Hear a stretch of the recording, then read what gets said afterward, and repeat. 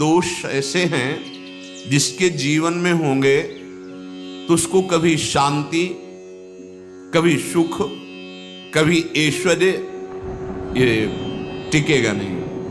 कभी इन दोषों को अपने अंदर टिकने नहीं देना चाहिए। और जो संसार के मार्ग में चल रहे हैं, अगर इन दोषों में चलेंगे तो हुआ जो आपके पुण्य कर्मों से ऐश्वर्य है भी वो नष्ट हो जाएगा। आप दुख, चिंता, शोक से ग्रसित होकर बड़ा दुख में जीवन व्यतीत करेंगे और आपकी गति बिगड़ जाएगी, दुर्गति हो जाएगी। और ये दोष बहुतायत है, ये बहुत प्रभावशाली है। अपनी बड़ाई मारना, इसको देख लो, पकड़ो, सत्संग है। अपने मुख से कभी अपनी बड़ाई ना करना।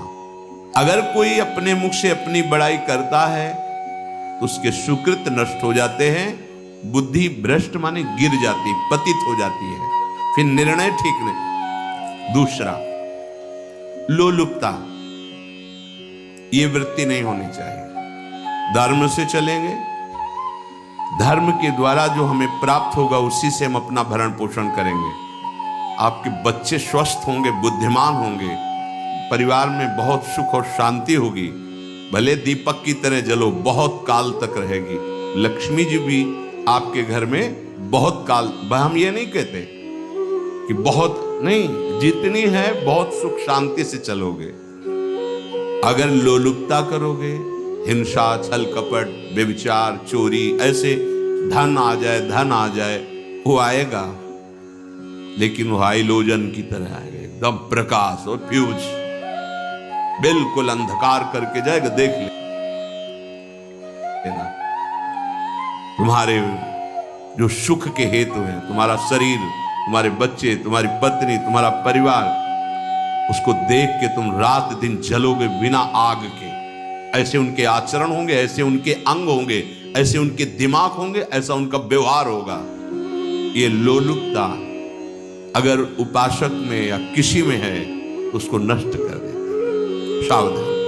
तीसरा, यदि आपका अपमान होता है तो आपको उसे सहन करना होगा, उससे आपके पाप नष्ट हो जाएंगे। जो तनिक सा भी अपमान होने पर बहुत क्रोध करके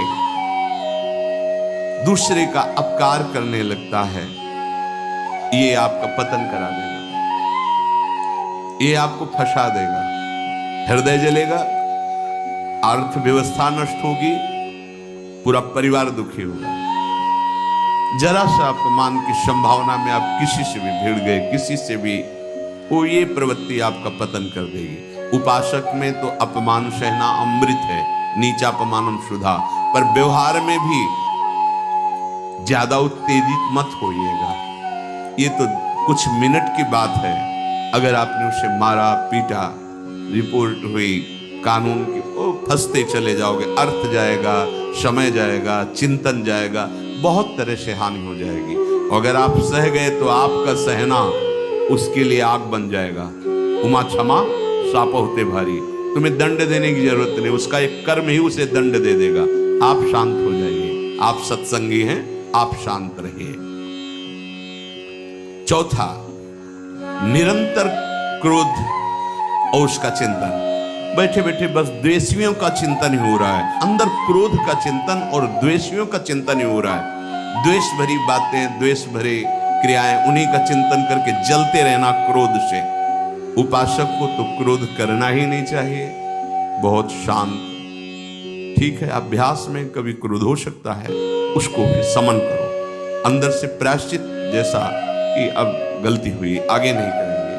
और व्यवहार में भी क्रोध को आप पीना सीखें। अगर बार बार आपका क्रोध प्रकट होता ही रहेगा, आपका स्वभाव बिगड़ जाएगा, आपके पुण्य नष्ट हो जाएंगे और आपका जीवन नष्ट हो जाएगा। देने वाला उतना दे देगा, आपको आनंदित रहो, पैसा खर्चा सब, पूरे जीवन का विध्वंस मचा दिया क्रोध ने। कहीं भी आप देखो, किसी से क्रोध करके देखो, फिर देखो तुम्हारा भजन चल रहा है, तुम्हारी वो आनंद वृत्ति है नहीं, जलोगे और वो जलन और गुस्सा दिलाएगी, और वो बैठे बैठे जलो नहीं। ये क्रोध जो है, ये चाहे व्यवहार में हो चाहे परमार्थ में, दोनों की हानि करने वाला है।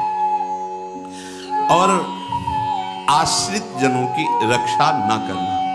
अगर कोई भाग कर आपके पास आ गया है, कोई पशु पक्षी या कोई मनुष्य, आपको चाहिए कि अब चाहे हमारे पहले प्राण जाए, उसकी रक्षा करें।